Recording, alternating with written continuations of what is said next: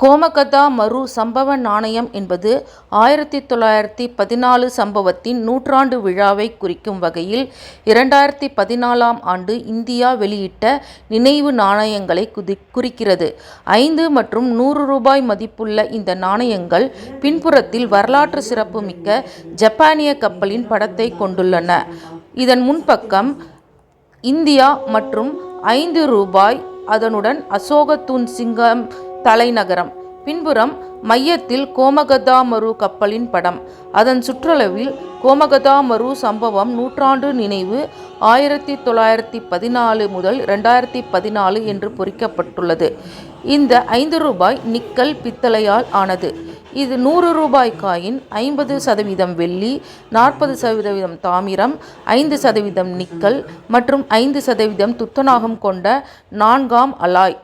அச்சிடப்பட்ட இடம் 4 இந்திய நாணய சாலைகள்: ஹைதராபாத், பம்பாய், கல்கத்தா மற்றும் நொய்டா.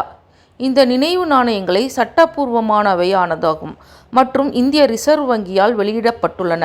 அவை நாணயவியல் நிபுணர்கள் மற்றும் வரலாற்று ஆர்வலர்களுக்கான சேகரிக்கக்கூடிய பொருட்களாக உள்ளது.